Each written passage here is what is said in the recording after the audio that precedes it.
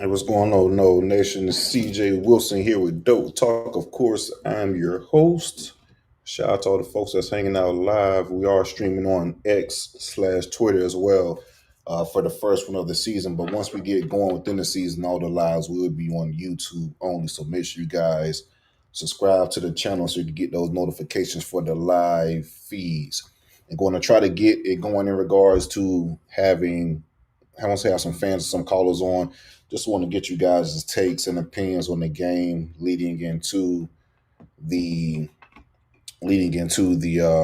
the FSU game this upcoming weekend. My bad. I was looking at the comments, but looking at this game going into the weekend, and just want, like I said, get you guys' takes and talk a little bit of trash. And if you guys have any questions that you want to ask specifically, definitely hit that link as well, and we could kind of go from there.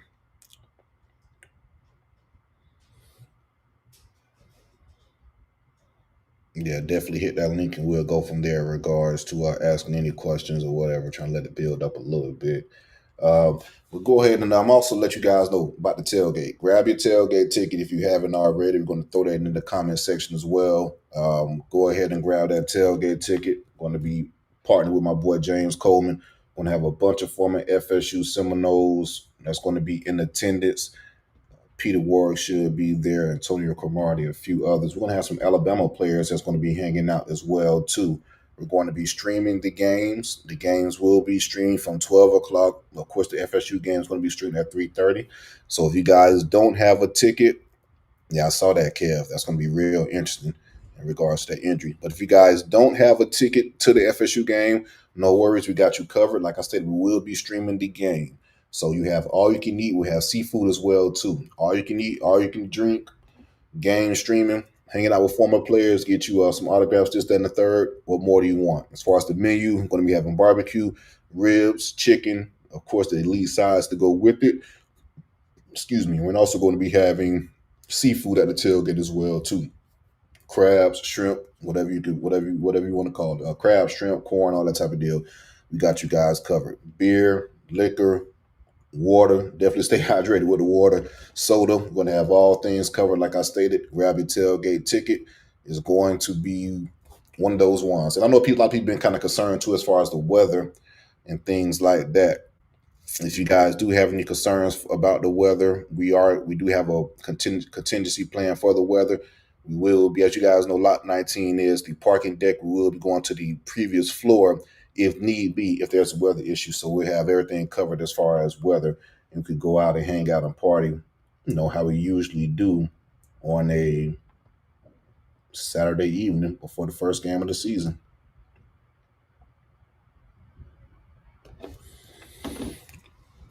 All right, guys, go ahead, though. I do want you guys to go ahead and hit that comment section. Let's get it started. If you guys do want to join the live and have any questions that you guys have in regards or just want to get some takes off, go ahead and hit that link.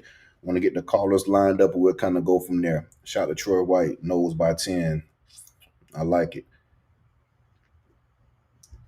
Yeah, we got a perfect one. All right, whenever you're ready, Harlan, we'll get my guy Wig. Good. Wig, you can hear me? Yeah. What's good, bro? All right, so we have my boy Tony Wiggins. He is the host of Locked On Jaguars. As you guys know, Locked On is the popular podcast for the NFL teams, and the Locked On Jaguars is one of the more productive and more popular ones within the podcast network. So if you guys are big Jaguar fans, that you guys Florida State fans like the Jags and things like that, go ahead and hit that like button for any type of content on Locked On Jaguars and subscribe to the channel as well so you get all content surrounding your Jags. You're going to get the real too, not that fluff. We're just going to always give you the real when it comes to the Jags. Best in the business. My boy, what's good, man? Talk to me. How you feeling leading to this game? I know we had a few conversations offline in regards to the game and just everything leading up to it. What's your takes on certain things? Tell me what you want to talk about within the game. Um, I really want to see the competency of the offense. Look, we don't need to beat up on the past, but I did tell somebody today that Dugans and Dugans and Atkins gonna pay for their sins when we watch this team because win, lose, or draw, you just don't want to feel like your team is just trying to figure it out while they're playing. And I think too many times over the course of the Mike Norvell tenure, it just even when they had the 10-3 year, and even when they had 13-0, they were like the Northern Alabama game. They were trying to figure it out, and Jordan got hurt because they had to go to the most sure thing. I just think when it's time to go out there on 3rd and 6, you ain't got to pray. They're going to get a 7-yard crossing route. I think when they throw a bubble screen, there'll actually be people blocking. And I think the offensive line, because of the experience and the body types and the coaching of Herb Hand, is going to give them a shot. Now, does that mean they're going to win all the games? No, but at least they will finally be in a position where I've never felt that Florida State, if they were evenly matched with the team, were going to win. They end up beating Clemson like that, and I get it. But for the most part, I've always felt that if they did not have a talent advantage, that they were in trouble. And I don't think I have that feeling anymore. Now, I agree with you, especially from, like I said, just a coaching standpoint. It's night and day. It really is night and day from a coaching standpoint, a development standpoint. It truly is night and day from her parents, the offensive line, and just the receivers. From what we've been hearing for a short period of time, and I don't want to keep taking shots at Dugans, but again, there's a lot of truth to what's being said. There's a lot of validity to it. So I agree with you 100% as far as that development, and also from a scheme standpoint. Just speaking about offense, you go to defense. I was talking to you earlier and a few other folks earlier, like my buddy at Clemson, my brother at Clemson was having a conversation with him. Everything was predictable on defense because everything we did no window dressing pre-snap. In post-snap, it was a cover four variation, man coverage type of deal. So you know what we're going to do pre-snap, two safeties high, and we're going to be in some type of man coverage pretty much. And throughout the game, it's easy to scheme. Now, don't get me wrong, we had certain athletes within the secondary that still made things tough, but it's very easy to scheme certain things. That's why we saw a lot of crossers get open for us on third down, and it was a third and fuller situation. I said third and fuller, in transition from third and Keller to third and fuller, but it goes to the point of shit. These motherfuckers, these coaching staffs knew exactly what we were going to do, and it was nothing that we did any differently. And Tony White, he is the complete opposite in regards to making things look different pre-snap than what you're going to get post-snap, and give you different looks, different coverage throughout the game, and throw different blitzes at you and being exotic. So I think that's going to be another key factor as well, too, from the defensive standpoint. And defense wasn't really an issue last year, so I think it could be that much better. Yeah, I do believe it's going to be that much better. And I think the competition level, I don't know how anybody looks at this roster and thinks that they're not better. And the haters will always point out. They point back to Nebraska's game last year against Indiana, a game that they were really, really banged up and turned the ball over a lot. But they won't talk about that Ohio State game against the team that won the national championship with all those NFL people on it. Ohio State barely escaped and had to hold on for dear life when they played this team. So, or they won't even discuss the Colorado game where they blew the socks off Colorado early in the game. Another team that had a bunch of players. One of them's right here in Jacksonville, Travis Hunter. So my thing is I like the way they played under Tony. I like the fact that he got out of those defensive linemen, the things that he got out of. There's a lot of people saying we ain't got enough big people. That is absolute nonsense.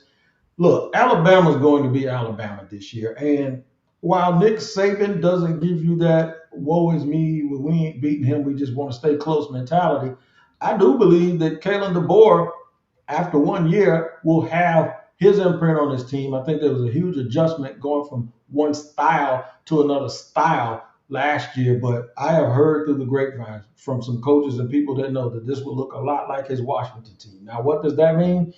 That means they're going to score some points. But if you score some points with them, it'll still be a game in the fourth quarter. And remember, the team that beat them, Michigan, you think about how they were able to do it. They were able to do it running the ball, being tough. I believe tackling is going to be a better issue, guys taking better angles. The linebacker room is totally improved from last year. So I'm really, really looking forward to this game in a big way, CJ.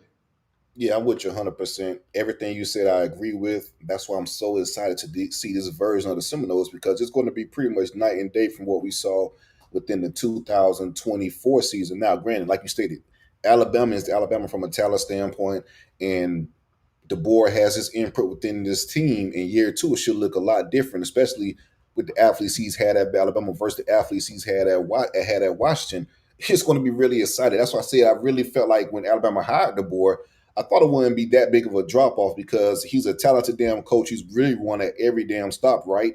and this is going to be the best pool of talent he's had by far within his coaching ranks. So don't get it twisted. I think in and we're talking about maybe three teams I would probably pick on any given Saturday that I would pick over Alabama, right? So, and I don't want people to kind of look at this game as the be all tell all for the season. It's going to be a great test in regards to how far we came, but at the same time, it's going to be a long season to play throughout and a lot of growth, and we have a lot more goals throughout this season.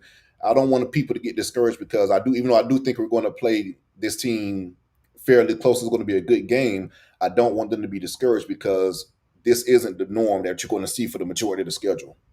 Yeah, there's going to be reasons to be discouraged. I don't believe in moral victories, but I do believe in believe in what your eyes show you. And there are just certain things I'm looking for that's going to be able to tell us what kind of season we're going to have. I got a weird feeling they're going to win. And even with that, if they do win and the success that comes with that, they got to make sure they don't get complacent with that and start smelling themselves a little bit. But I Right. got a feeling they're going to. I think the elements are going to play a big part in it. And then there's something else, and that is I do not believe they should have been, from a personnel standpoint, a two-win team last year. Oh no. I've seen a lot of two-win teams, and trust me, that wasn't a two-win team. They should have won more games, but it's like things just got away from them and started going downhill. I'm looking for a very, very exciting game. They're gonna give up some points, but I do believe that you can still say they're a good defense even though they give up points. Remember a couple of years ago, I think Tennessee and Alabama played a game. It was like 51-48 or something. And nobody said that Alabama didn't have a good defense. It's just that the ebb and the flow of the game went that way. I think they'll be able to make a lot of big plays on defense. You're going to see some people really, really step up. I like the fact that it's going to rain. I ain't going to be at the game, and I know the people that will. They're like, man, I don't want it to rain. I do because I want it ugly. And I think the uglier the game gets, the less talented team that has gone through the most change gets a little bit of their disadvantage back. So yeah, kind of what does the boy want to do, right? What was his MO at Washington? Even at Indiana, what was his MO? He wants to what? Push the ball down the field, right? Push it So down the field, throw it around the line. correct. So if you have a wet football in a wet football game, and on the flip end, what does Gus want to do? He He wants to run wants it. to pound it. Yep. Exactly. So I agree with you. The elements could factor into this and play into FSU's favor 100%. And I also think the strength of Alabama's team is that receiver room.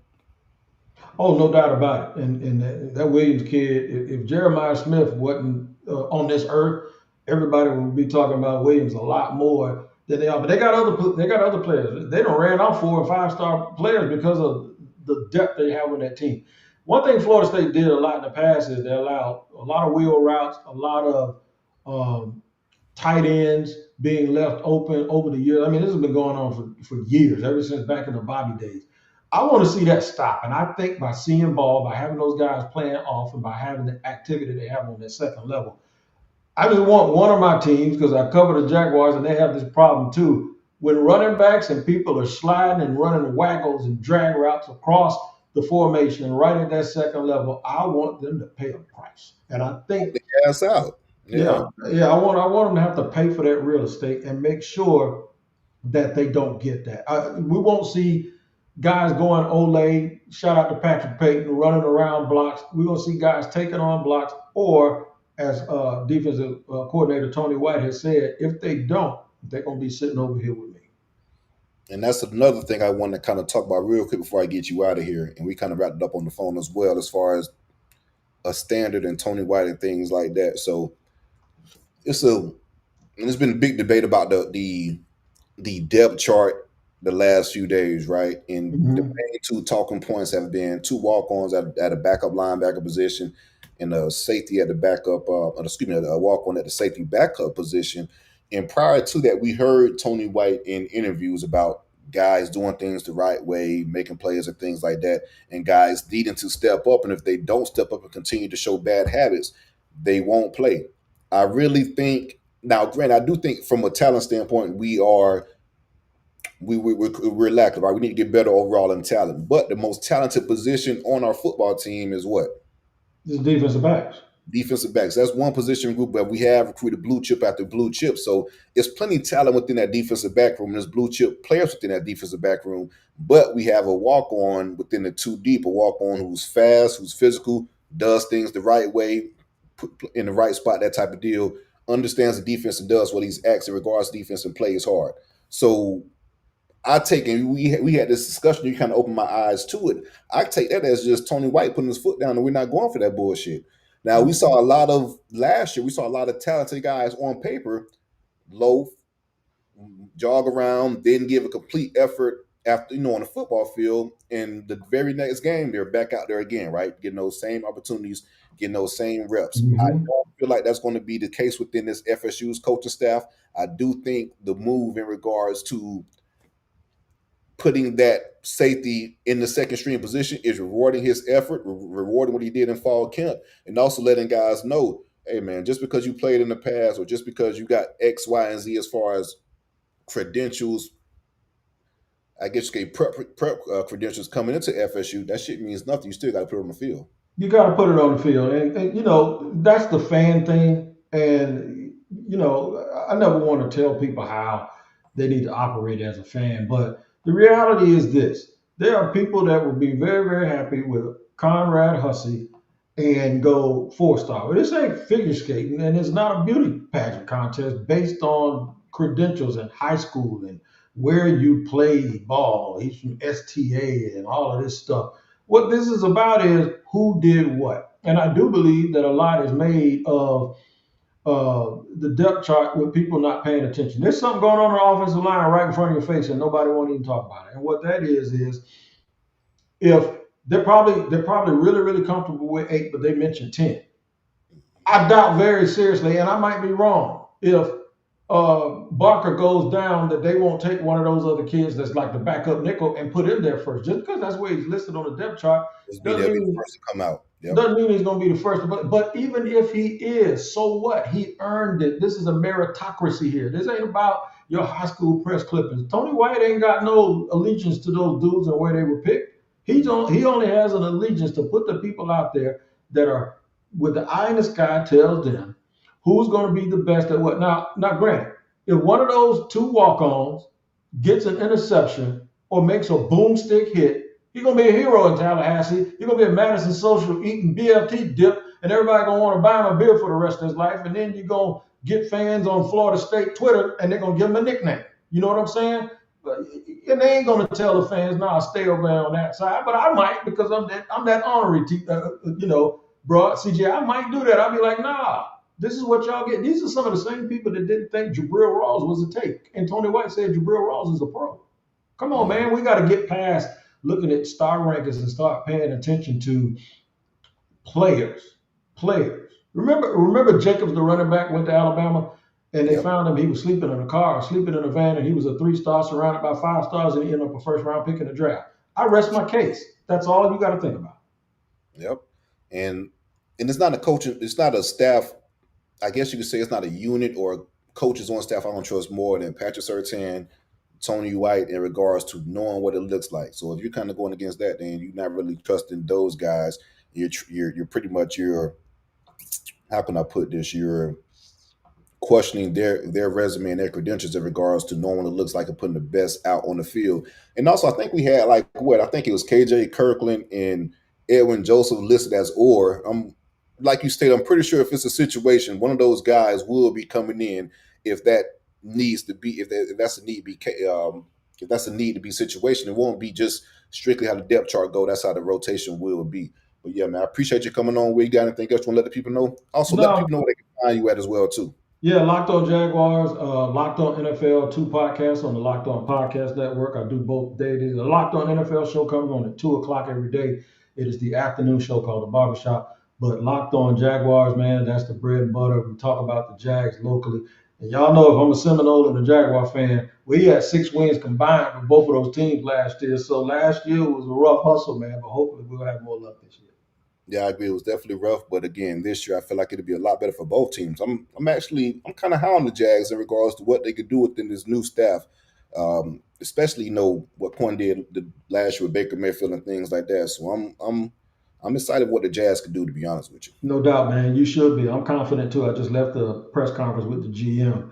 He seems like he's ready to go, man. He almost had me ready to run through a brick wall. And anybody know my setup? Me and running don't get along these days. It's always a pleasure chopping up with you, bro. We'll catch up real soon. All right, man. Thank you. Yes, sir. Like I said, that was my guy, Tony Wiggins. If you guys want to, like I said, locked on Jaguars, lock in with those guys. And you talking about the jack of all trades, man. One of the best barbers I know, just recently retired. One of the best reporters I know with the Jaguars. So, real good guy all around. All right, guys, we got a few people up in here, close to like 350 or so. Make sure you guys hit that like button and subscribe to the channel if you haven't. Go ahead and hit that like button and subscribe to the channel if you haven't already. Hit that like button. Anybody else want to join? Let's go ahead and hit that link and let's go. I want to go through some comments, but I do want to talk about a few things in regards to some, I guess you could say, some do's and don'ts for FSU in regards to this game against Alabama to come up on the winning side. So, what are some pros, some things you have to do to showcase or have a good game against Alabama? One, you want to protect the ball. You want to protect the ball, running the football, throwing the football. You don't want to have turnovers, right? James Timmons, what's good? James, want to read this comment real quick. What's up, CJ? I think we have a chance because of the QB. Can't wait to see their faces. Yeah, that'd be real interesting to say the least, man. But again, I think you have to protect the football, right? You have to protect the football. You can't turn it over. You don't want to get behind the sticks. That's has been an Achilles heel for FSU is getting behind the sticks on early downs. Don't want to be in a first and 15 situation, first and 17 situation. Within that, you go off script. You're kind of making plays where you don't you the worse down the distance you get, the more the more minimum your playbook gets, if that even makes sense. You don't have that many plays available for a long down a situation, a third and 15, third and 17. Hell, we've been seeing third and 25s. Now, if you stay positive within the change, you get a second and 8, third and 6. You could call a plethora of plays within that, and also you could keep the defense honest in certain situations. You don't want to get Alabama in a where we get down, you get Alabama where we get in the pass first situation and Alabama just pins their ears back and rush the passer. You don't want to do that. I think our strength from the offensive line standpoint will be running the football. So you don't want to get in a situation to where you're just pinning your ears back and having those elite pass rushers have their way and just pin their ears back and get after the quarterback. You have to run the football, like I stated. Play within yourself. Run the football. Get positive yardage on the run. And I think it's going to be because I feel like Alabama is good up front. It's going to be a running effort by committee. When I say running effort by committee, I think Cromwell, who's going to be exceptional, has to do his thing. You're going to have a Roydell Williams. He's going to be getting some carries as well. And also Gavin Sawchuk. Those are three guys you want to have running the football. And you implement a Tommy Castellano. So those four guys you have to have. I think those four guys have to have really good days for FSU to be effective. And I want to get the tight ends involved too. Randy Pittman is going to be an X factor. He's a guy that can do some things. And also Deuce is just Deuce. You want to get Deuce the ball. On the defensive side, what I think we have to do or should do, you got to stop the run, like I stated. You got to stop the run. If we could put effort in stopping the run, and I think this coaching staff, you hear them all the time. Their bread and butter is stopping the run. That's something that they take to heart. That's something they want to do first, and that's stopping the run. So you want to stop the run, right? You want to stop the run and get Alabama. Jason Hayes, real quick. I'll get into my take again. I want to read this comment. Are we giving up on Cam Davis? No, I don't think we're giving up on Cam Davis. I feel like I think we as fans give up on players way too quick, right? It's a process. Let it happen out. I'm not trying to give up on a second year true sophomore type of guy. You got to understand too. You got Keziah Holmes. He's going to be a senior. Rodell. He's going to be a senior. So those are going to be guys that's going to be leaving the program, and then I think Sawchuk will have like a year left or something along those lines. So it'll be opportunities in the future for Cam Davis. Hell, it could be opportunities within this season for Cam Davis. So no, I don't want to say we're giving up on Cam Davis. It just isn't his time as of right now. All right, going back to what I think as far as from the defensive standpoint, what we got to do, like I said, we got to stop the run, get in those early down situations. You want to win those early down situations. You can't let Alabama just run the football. You can't. If Alabama has the way from an offensive line standpoint and just run the football, then it could be a long day. You want to get them in passing down situations. Why do you want to get them in passing down situations? because a few things. This is where Tony White flourishes, right? Tony White does a hell of a job in getting creative in rushing the quarter, pass rushing the quarterback, whether that comes from a DN linebacker, defensive back. He gets very creative in getting to the quarterback, and also shout out my boy JJ, man. I'll read that comment in a second. And also from a Tony White perspective, he it lets our strength is our defensive backs. It lets our defensive backs do their thing in regards to covering these receivers. Now, granted, I do think the strength to Alabama is their receiver room, but if you get them in obvious passing downs, I like our defensive staff to put us in the best situation as possible. And also, you're having Ty Simpson, who was a first-year starter, new quarterback, hasn't played any meaningful snaps for Alabama. A lot of it's been in mop-up duty, backup role. First start on the road, hostile environment, Doak Campbell Stadium is not ideal. You want to try to get him flustered. You put him in passing situations, long down in situations, let the pass rushers pin their ears back and let the defensive backs cover and let Tony White be creative as Tony White is. We got another caller. We're going to get to it real. I'm going to read this one from my boy JJ. What else, CJ? I believe the running backs will have to make the first guy miss and be an athlete. Go Noles. That's a good point too, man. Have linebackers, while running backs rather make a guy miss. Whenever they see somebody in the hole in the past seasons, they typically get tackled by that first person they see. Elite running backs cannot have the first person tackle them, so that's going to be another good point. I want to see our running backs be elite, be FSU caliber running backs, and make the first tackle and miss. Let's get my boy Lot Boy on. Lot Boy, let's get him on if we can. He got some back noise. He just fell back out. Hopefully, he gets his background noise cleared up and we can get him back on. But yeah, I do believe those are some of the key points. And then some things you can't do, right? From an offensive standpoint, you cannot turn the ball over. You can't turn the ball over. Can't turn the ball over. Tommy Castellano has to do a hell of a job protecting the football. And when you have a quarterback like Castellano who feel like they can make all type of plays with their legs and they can be that big play spark and bring that big play every play. They have that every play mentality and don't really try to move on to the next play in certain situations. And they kind of press for things and things like that. So what I want to do, I don't want sorry about that. I don't want him to try to press and things like that, play within himself. And that goes to back to Mike Norvell and Gus Malzahn as far as from a development standpoint. Have Tommy Castellano play within himself, take what the defense gives you. Sometimes it's okay to throw the damn ball away. You don't have to try to fit the ball in on a certain situation. And that's how you throw an interception. Throw the ball away, live for the next down. If the defense is giving you a run for 3 to 4 yards, take that run for 3 to 4 yards, move on to the next down. You want to stay positive and above the and in front of the chains. You do not want any turnovers. I appreciate you trying to come on a lot. If you ain't got no service, it's all good. It was some background noise in your background. So if you get that taken care of, definitely pull it back up and hang out with us. But yeah, like I stated, that's one thing you can't do. You can't turn the football over. You can't turn the football over. Run the football, and go from there. From the defensive standpoint, what we can't have, you can't have Alabama run all over you and they dominate the line of scrimmage from a running standpoint and kind of eat the game away from running the football. You can't do that. If they do that, then they're really at our disposal. And prevent the big play as well, too. Kalen DeBoer, if this is going to be resemblance of the Washington teams that Kalen DeBoer has had, you know he takes deep shots after deep shots. You cannot give up the big play. You have to be disciplined within your secondary, disciplined within your zone coverage, man coverage, whatever it may be, and not give up the deep play down the field.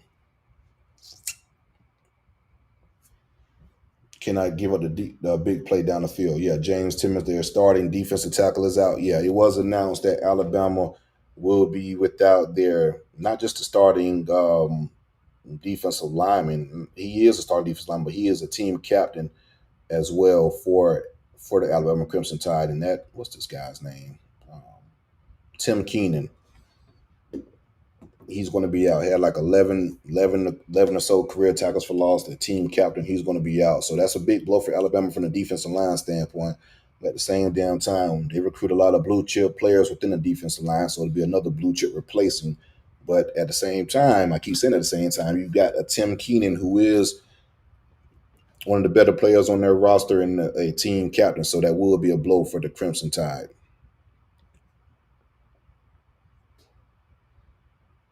But I am excited to see how this offense and defense look, especially the offense. Because like last year's offense was just abysmal, right? It was one of the worst, not well enough. It was the worst offense I've seen in FSU history. One of the worst offenses in college football. Offensive line play was downright terrible. We got, I guess you could say, 4 brand new starters on the offensive line. Richard Leonard does come back, even though he missed the majority of last season due to injury. He played a few games, but he comes back healthy.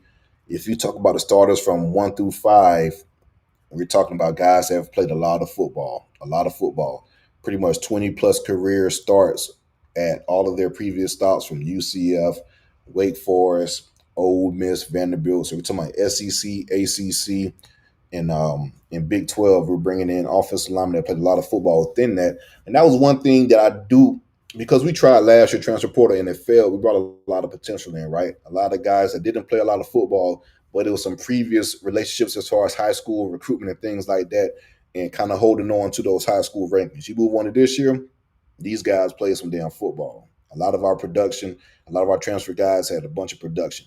The entire offensive line, Deuce Robinson, Squirrel White, Elijah Herring, just to name a few guys. So I'm really excited on that tip in regards to the talent we brought in. Randy Pittman, a lot of guys has had a lot of experience and made a lot of plays at their previous schools, and is going to transfer over to FSU.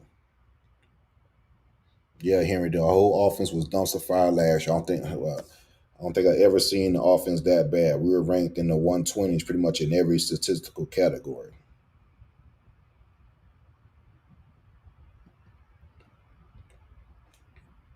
Shout out to Randy Watson. How much of an impact does the injuries on their end play into this game? I think it plays a part. We're talking about their starting running back, right? That's going to be he was playing very well within the fall camp. The other 2 guys they haven't played a lot of football. The other 2 guys that's going to get carries they haven't played a lot of football. Forget the kid's name. He's from the Fort Myers area. He's like a 5-star kid. You guys probably let me know in the comments. He's like a 5-star kid coming out, ended up signing with Alabama. Hasn't played that much football. You're talking about a starting one of their best offensive linemen on the guard in the guard in the interior position. That guard that's going to be out, so that's going to be big. And we're talking about a captain on a defensive line. So 2 trench players and a running back. That's definitely going to be key. Yeah, Richard Young. Shout out my boy JJ. Richard Young. I mean, like I said, we're talking about the 5-star. So Alabama definitely has a talented running back room. So the running back position may not hurt them that much because I feel like it's going to be guys that's just going to be they got a talented running back room, blue chip guys that could get the job done, even though they haven't played as of yet. I would say the bigger impact would be the trenches on both sides. And this is an interesting point I want to point out as well, too, on the offense that we're getting back. Shout out to this comment. Shout out to Kev for this comment. Lucas will be fun in this offense. You're absolutely right. Lucas was fun in the offense last year in the limited snaps he got. So you put him in a Gus Malzahn offense who's going to, like I said, use him to the best of his ability as far as his playmaking abilities. He's fully healthy from that injury. And this is a key factor, too, that we're not really, that's being overlooked as far as Lucas. Lucas was an All American kick returner at Indiana. Lucas has the kick return record at Indiana, I think, for touchdowns in the season. Lucas, what was that one? Lucas, sorry, I was reading the comment. My apologies. Lucas, I think he was a Big Ten returner of the year as well, too. So he's going to bring another element in the return game, another big dynamic in the return game. So, yes, having Lucas back within the office is going to be key for FSU, not just for this game, but the entire season.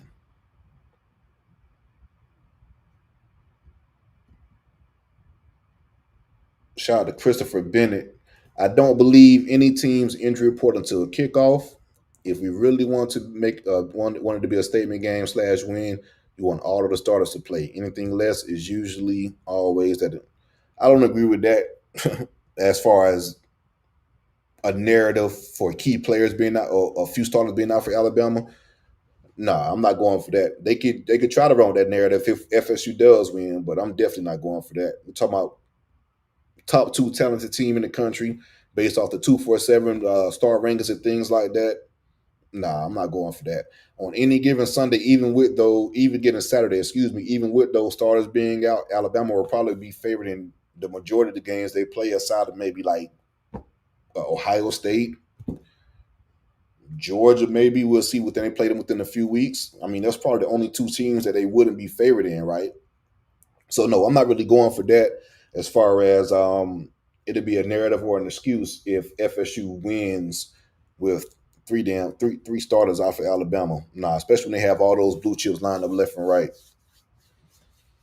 We celebrate regardless if that happens.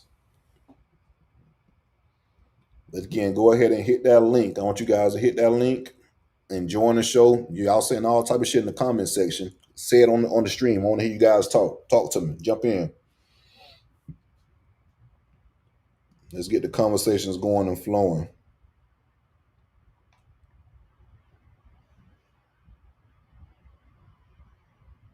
Oh yeah, I agree with that 100%. As far as Chris, that'd be the post this comment.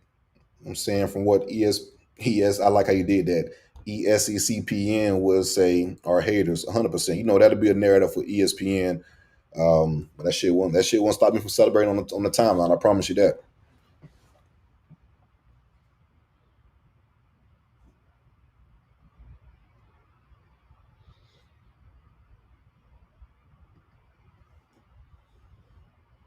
DJ has got to be for us what Chris Jones is in Kansas City. He has to be a monstrous game wrecker. Shout out to Jason Hayes. I agree. I think DJ has to play like the hype, right? DJ has to play like the hype we perceive. We heard Tony White, we heard Terrence Pot Rose Knight and talk about the type of impact he could have, right? Being the type of player he is, they really feel like he could be an NFL type of player. They really feel like he has a lot of potential in regards to doing certain things. So I really agree with you as far as that. He has to play up to his potential. He could be a high draft pick. He could definitely do all of those type of things. Just have to play like it. So I agree with you. For us to be able to compete with Bam or make it close, DJ has to be DJ. He has to dominate. He came back to FSU for a reason, and this is one of those reasons. Now it's time to show us and put it on the field. If he could do that, man, shit, the sky's the limit. To be real with you, DJ, and be completely honest with you, if you watch the second half of the season, I know a lot of fans checked out the second half of the season, and rightfully so. We were trash as hell, right? But if you actually are if you're a pain freak like myself and literally watch through the second half of the season and watch the game from start to finish, DJ, the second half of the season, he played amazing. He was arguably our best defender on def. Well, I'm not going to say that. AZ was our best defender throughout the year last year. Shout out to Azaria Thomas, third round for the New York Jets, making plays up there. But DJ was one of the best players on defense the second half of the season. He made a lot of plays. He wrecked a lot of. He played ball the second half of the season. And also another thing with DJ, yes, he's an older player, but you got to understand his journey and the limited reps he's played thus far. So he went to Maryland his first year, he redshirted his freshman year. After that, he played 1 year at Maryland, when his snaps, transferred to Miami, was a starter for Miami within that year. Then he ended up transferring to FSU. Had to sit out the 2024 season. I'm sorry, the 2023 season due to that second transfer waiver that has since been erased by the NCAA.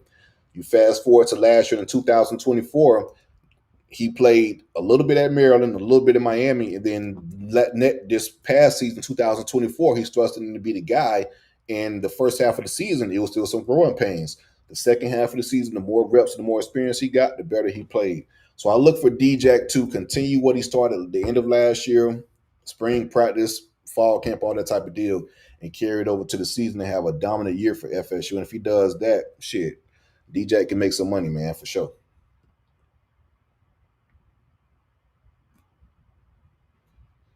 Shout out to my guy Mike, man. He 100%, man. Like if you watch those games, DJ plays some good damn ball, and along with Omar Graham, that's another guy I want to speak about. It's been like a tale of two cities for Omar Graham. That first game against Georgia Tech, that may be the worst linebacker game I've ever seen. Just being completely honest, that game against Georgia Tech is probably the worst linebacker film I've ever seen. Omar Graham was just bad in that game. But he didn't let that stop him, right? He didn't let that discourage him. He looked at that film, he got better from it, and he literally got better week after week, week after week. And if you look at the tail end of the season, once again, Omar Graham was our best. He was our best playing linebacker last year. Now that's not saying a lot because linebackers weren't good last year, but he was one of the better one of the better players on defense, in my opinion. On the tail end of the stretch, we have Az, D-Jack, and Omar Graham. Those guys played really good football for FSU, and I really think Omar Graham, and just what I've been hearing from the staff in regards to how he's been playing and things like that, I think he pretty much picked up where he left off last year and is going to continue that this year. So I think Omar Graham is going to surprise a lot of people. He's going to make a lot of plays. He's healthy right now as well too. And Elijah Herring, the transfer from Memphis, played previously at Tennessee. He's another leader within the linebacker room that's going to make a lot of plays for FSU.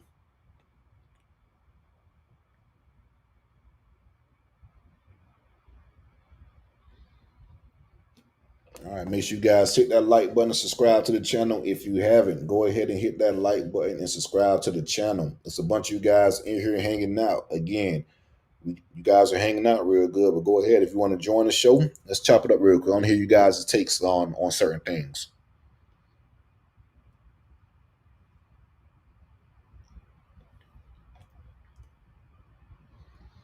Yeah. Sold out game against Alabama. Can't wait to get in to see the newly renovations of the stadium, which I've heard is being nothing short of amazing. That's why I feel like this atmosphere is going to be on 10 for FSU fans.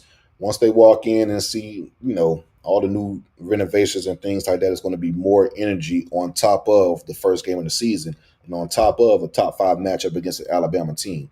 So the energy is going to be on 10 in Doak Campbell Stadium. Hopefully we can capitalize and put Bama in some uncomfortable situations and let the crowd get going and be a 12 man, so to speak, for FSU. I'm also excited for that new indoor facility as well too. And speaking with athletic director Mike Alford, he pretty much said it's going to be cutting edge. Some stuff we're going to have within that facility is going to be the best in the country, and some stuff we haven't seen will be the first within the country. So that's going to be interesting as well too. And Alfred, he's a guy that had his foot in the Dallas Cowboys facility, Los Angeles Rams, the Central Michigan facility, who has their own standalone facility as well too. So he's a guy that knows what it looks like in that regard. Lot boy, you there?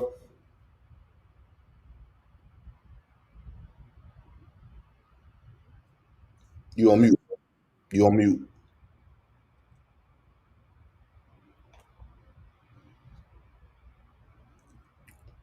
Yeah, he's muted. Lot boy, you there? Go try to get you on real quick before we wrap the show up. If you could unmute to try to get it going. You there? Yes, sir. Yes, sir. Yeah, What up? man. I just want to chop I mean, talk to me, it up, dog. man. You right? And say, yes, sir. I'm out here at this little practice, man. That's why I was a little background noise. I just want to say, man, we got a whole new team. Nobody really knows what's going on. We ain't had that much access to practice, man. Just give these guys a chance, give these coaches a chance, and we're gonna let this thing fall where it may at.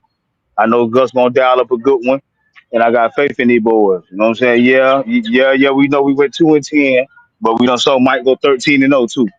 So you know what I'm saying? We just gotta let this thing fall where it fall at, man, and keep rooting these boys on. And y'all had that thing rocking Saturday, man. That's all I wanted to say, bro. Yes, sir. Appreciate you, bro. We'll catch up soon.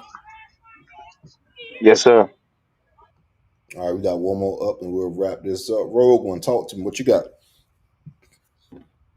She gonna talk some shit. You muted. What you on here lying about? What I'm lying about? That what I asked you. What you on here I lying about? told you she was come in talking some shit. Rogue One, talk to me. What's good? I'm upset. Hey, whoever listening, I got a ticket for sale. It's my DM. But the amount of money that I done spent on these tickets, them people that shut me down, they better win more than 2 games this year. Like I'm so serious.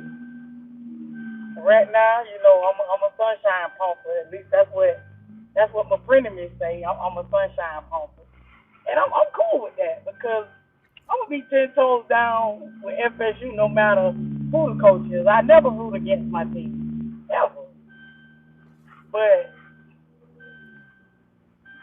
it better not be like last year. That's all I got. That's my thing. But okay, other than Saturday, what you on here lying about? That's the only thing I'm lying about is Saturday right now. We'll lie about the following Saturday next week. Hey, man, what lie can you tell about that? You I said ain't what even now? wasting a trip. I'm Oh not yeah, even that's wasting a trip on what that one. East Texas A&M or something like that along those lines. So yeah, I agree with you 100% on that. But yeah, just talk And about the game and what I think FSU got to do to keep it close and things like that, or what they can't do in regards to stop from getting blown out or possibly win the game. So let's talk about, in my opinion, some of the pros and cons in regards to what you could do to beat this Alabama team. But like I said, all this stuff is really hearsay because we don't know what either team are going to do leading into this game. But I am confident that it's going to be we're going to win a lot more than two damn games. I would say that. I would go on record and say that FSU will win more than two games. well, I mean, in my opinion, I think the run game is very vital here. Establish the run. Uh, I would say limit Alabama's possessions, but we don't know what Alabama got under center at quarterback. And, from everything that I've seen and heard, no disrespect, he's not a Jalen Milrow. Like, Jalen Milrow, for as bad as they, made him out to be, you know, because teams had to account for him, it kind of it opened up the run game and allowed them to do certain things just because of his running ability. But I think for us, establish the run, play as close to mistake-free football as we can, and try to create some turnovers and limit the turnovers, and hopefully we have zero turnovers ourselves. No, I agree with you 100%. I do think those could be the keys to the game. And if we follow that recipe, we should be all right. But I am, like I said, I'm confident in Tommy for all I've been hearing. Like I not I'll be completely honest with you guys. I wasn't a fan of the take when it first happened, but I did say I'm gonna let it play out because I do believe his skill set does kind of translate to what Gus wants. But just all the reports I've been hearing from spring practice, summer, and then fall camp, man, like Tommy has been doing his damn he's been doing a really good job.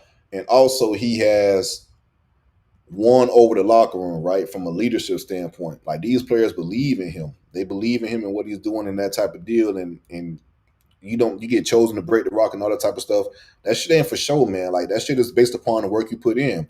So with that being said, I do think it's going to be night and day from last year because we didn't have a leader within the quarterback room. We didn't have a guy that was leading the room and it showed. He was more so just reserved, which that's not everybody's style. But that team specifically, with how bad it was and everything around it, it was needed. So I do think it's a much needed, a much added win for a Thomas Castellano in regards to what he brings to the table and just the intangibles that I've been hearing from people inside the program as far as the work he's been doing as far as building relationships with the team, doing things like that, and building that team camaraderie, and also building confidence within the team. Yeah, and that's what really was missing from the locker room. But I know you're trying to get out of here. Look like you have been on here lying for a whole hour. But I want to I know can lie all day, baby. Don't get it twisted. if I do pull up to y'all tailgate, what's the Man, I want probability? it ain't no if. It ain't no if. I see you No, there. no, no. Here's some folks gonna be. I see you there, man. It's definitely good talking to you. We'll catch you over the weekend. Before we get Alright. before we get up out of here, Yes, let's move on to hearing. Hearing what you got.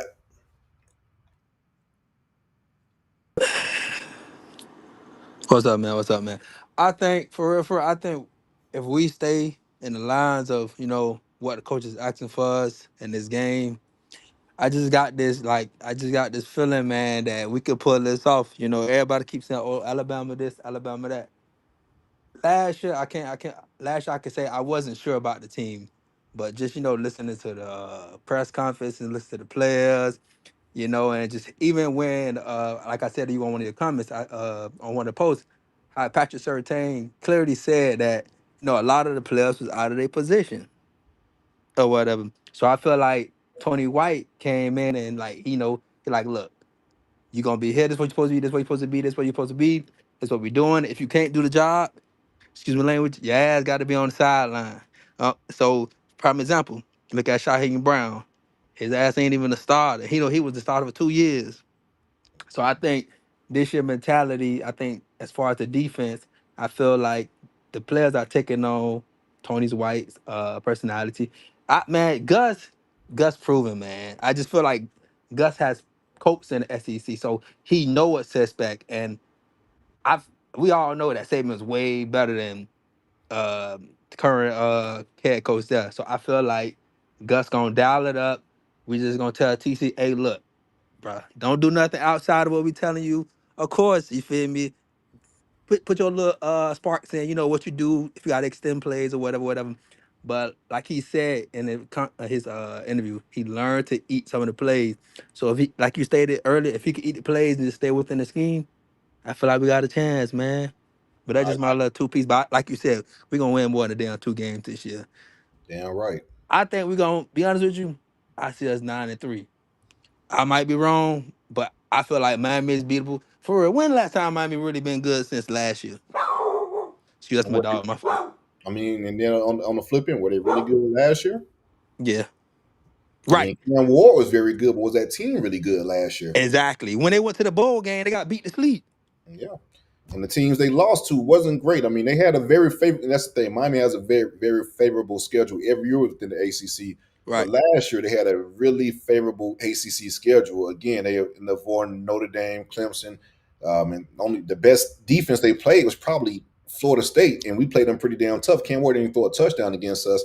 But if Cam Ward wasn't Superman in those games, I mean, shit, what you got the Virginia Tech game, the Cal game, and possibly the Louisville game, they could have really lost those games too. So what they weren't really that great last year, aside from Cam Ward being amazing. Right. They had the same schedule. They played BC. Who else they play? Like what, FAMU or something like that. Some other mid teams. And I'm like, Played bro, South y'all never Florida play State last nobody. year. Yep. But that's my 2 cents, man. I want to say I enjoy your show, man. Keep doing what you're doing. I'm glad when I said, hey, add videos, you like, all right, cool, So that let me know that you listen to your viewers and keep doing what you're doing, man. And I love the show. Appreciate the love, man, for sure, All right, man. And shit, like you said, the show ain't none without the viewers. So if you guys got suggestions, I'm gonna definitely try my best to get it going. So appreciate that for sure. All right, this all is right, the then take it easy. appreciate it, bro. And this is the Yeah. absolute last one. And I want to say, we want to say the best for last, man. This has been my guy since the roll up days. Tiny Hat Gang. I know you're gonna bring the energy. Talk to me, bro. First off, Tiny Hat Gang, Tiny Hat CEO has returned to Doak Talk 2025. FSU is upon us. Let me go ahead and give a shout out, do some housekeeping real quick. What's good, CJ? How you doing, boy? I I'm see good, you. my boy. I'm good, man. It's good to hear from you. Oh, yes, sir. Oh yes, sir. Listen, I'm clicking on every one of the thumbnails that pop up. I'm out here getting all of my information, everything from Dope Talk all day, every day. So if you ain't subscribed or liked on all of them videos, then what is you doing? What Right. is you doing? Because here's what I'm gonna tell you right now. All right, 2025 Florida State. I got a bone to pick with you, CJ. I got a bone to pick with you for real. On your own platform, I'm bringing the smoke to you over here because I keep seeing, and I don't know why I keep hearing this from you. You keep saying Florida State went 2-10 last year. Florida State went 2-10. When did we go 2-10?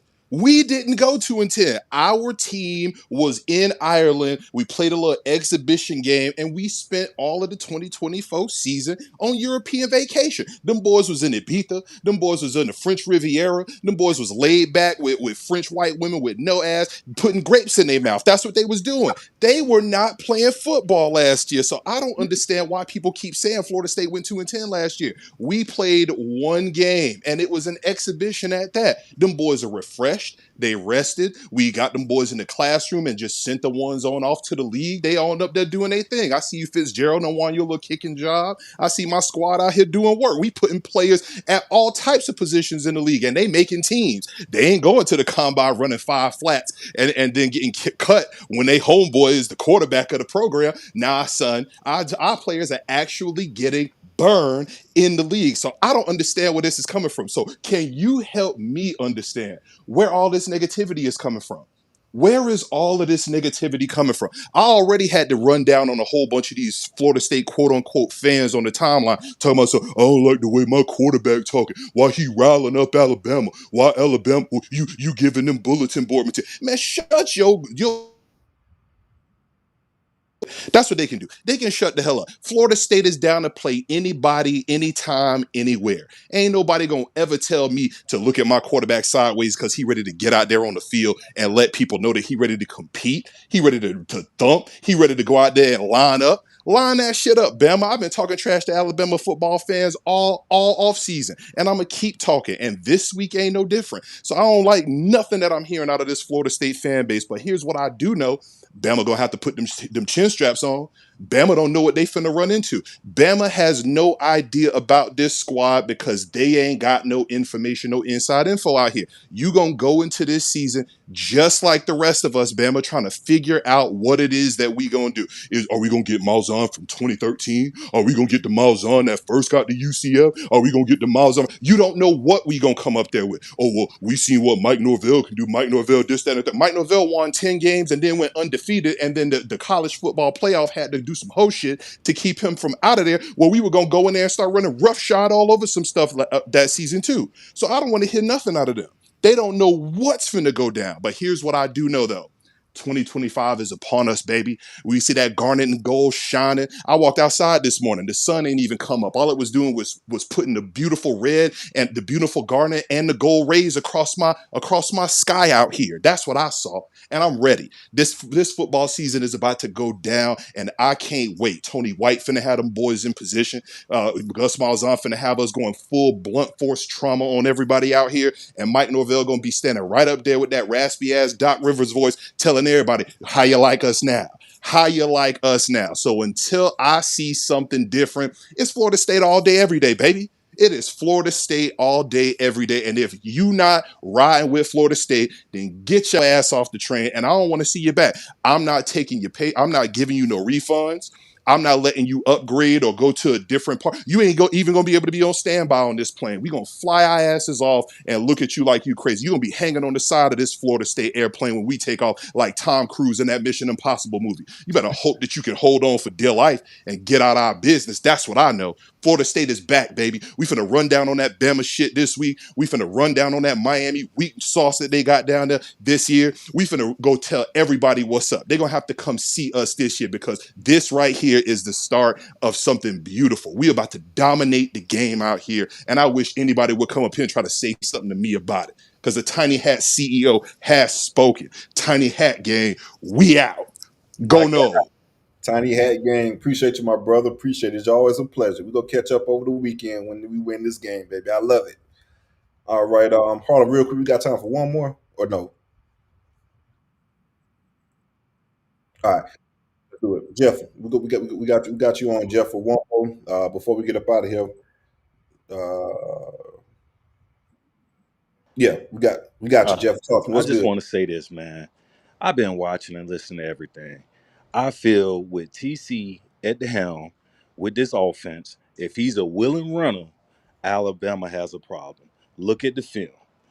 Film don't lie. We watched them play Vanderbilt. We watched them play Oklahoma. I watched them lackluster against South Florida. The only thing I worry about is where's our defense. You know, if our defense gonna stand up, not allow them to run the ball, we got a chance. In that heat or rain, I really like our chances. Go Noles. That's all I got to say, brother. Go Noles. I like the energy. Appreciate you, Jeff. All right, guys, we're gonna go ahead and get it wrapped up. And I enjoyed the energy on the show as usual. You know, when we typically go live on after the games, we may implement a few during the season prior to the games, but the majority is going to be recaps after the games. That's why I want to hear you guys' takes in regards to how we did that Friday, Saturday, whatever it may be. So we're looking for going to get you guys the information. We'll probably go live this Sunday, win or loss. We're going to go live and recap the Alabama game. But before we get up out of here, make sure you guys hit that like button and subscribe to the Doak Talk community if you haven't. Go ahead and hit that like button and subscribe to the community if you haven't, and grab your tailgate ticket. Grab your tailgate ticket if you're going to come hang out and chill with the fellas. It's going to be a star-studded event.